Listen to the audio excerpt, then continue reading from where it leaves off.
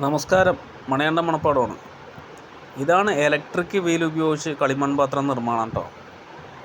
അതായത് ഇത് വടിയിട്ട് കറക്കുന്ന ചക്രമല്ല, മെഷീനാണ്. അതായത് കറണ്ട് ഉപയോഗിച്ച് മോട്ടർ വർക്ക് ചെയ്യിപ്പിച്ച് ആ മോട്ടറാണ് ഈ വീല് കറക്കുന്നത്. കാലിലാണ് ഇതിൻ്റെ ആക്സിലേറ്ററും കാര്യങ്ങളൊക്കെ. ഇന്നത്തെ കാലത്ത് എല്ലാവരും ഈ ഒരു മെഷീനെയാണ് കേട്ടോ ആശ്രയിക്കുന്നതാണ്. ചിലവർ നമ്മളെ വീടുകളിൽ പോയിട്ട് കച്ചവടം ചെയ്യാൻ പോകുമ്പോൾ മെഷീൻ ചട്ടിയല്ലേ എന്ന് പറയും. മെഷീൻ എന്ന് ഉദ്ദേശിക്കുന്നത് ഇതാണ് കേട്ടോ. ഈ വീലാണ് മെഷീൻ. ഇതിൻ്റെ കറക്കാൻ ഉപയോഗിക്കുന്നത് ഈ ആക്സിലേറ്ററാണ്.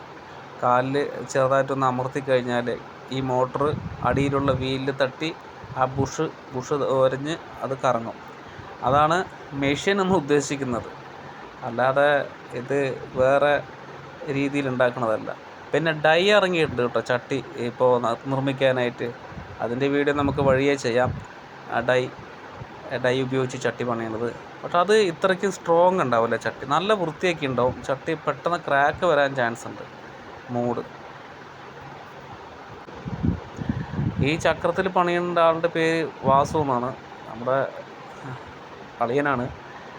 നല്ല ഒരു പണിക്കാരനാണ്, അസാധ്യ പണിക്കാരനാണ് വാസുവേട്ടൻ. വളരെ ചെറുപ്പത്തിൽ തന്നെ, എൻ്റെ ഓർമ്മയിലൊക്കെ ഒരുപാട് ചെറുപ്പത്തിൽ തന്നെ മൺപാത്ര നിർമ്മാണം ചെയ്ത് കുടുംബം പോറ്റുന്ന ഒരാളാണ്. ആൾക്ക് ചെടിച്ചട്ടിയുടെ വർക്കായിരുന്നു കൂടുതൽ ചെയ്തിട്ടുണ്ടായിരുന്നത്. എല്ലാ പണിയും മണ്ണുകൊണ്ട് ഏകദേശം എല്ലാ കാര്യങ്ങളും, ചട്ടി, പാത്രങ്ങൾ, ചെടിച്ചട്ടി, അടുപ്പ്, അങ്ങനെ എല്ലാ കാര്യങ്ങളും പണിയും. ആൾ ഒരുപാട് വർഷത്തെ എക്സ്പീരിയൻസ് ഉള്ള ഒരാളാണ്. ആൾ ശബരിമലയ്ക്ക് പോകാൻ മാലയൊക്കെ ഇട്ടിട്ടുണ്ട്. നമ്മുടെ വാസുവേട്ടൻ പിന്നെ വലിയ ഭരണി പണിതിട്ടുണ്ട്. അതായത് ഞങ്ങൾ ഈ പാലക്കാട്ടുകാർ വാളംപുളി ഏറ്റവും കൂടുതൽ ഉപയോഗിക്കുന്ന ഒരാൾക്കാരാണ്. അപ്പോൾ വാളംപുളി ഇടാനായിട്ട് വലിയ കലങ്ങൾ ആൾക്കാർ ചോദിക്കും. ഒരു 25 ലിറ്റർ വെള്ളം കൊള്ളുന്ന കലം. അത്രയും വലിയ കലം പുളിയിടാനായിട്ട് ഈ പാലക്കാട് ജില്ലയിലും ഈ തൃശ്ശൂർ ജില്ലയിലെ കുറച്ച് ഭാഗങ്ങൾ, ഞങ്ങൾ തൃശ്ശൂർ ജില്ലേൻ്റെ ബോർഡറിൽ താമസിക്കുന്ന ആൾക്കാരായതുകൊണ്ട് അവിടെ കുറേ ആൾക്കാരുണ്ട്. അവരും ഈ വാളംപുളി കൂടുതൽ ഉപയോഗിക്കുന്ന ആൾക്കാരുണ്ട്. അപ്പോൾ അവരത് ആവശ്യപ്പെടും.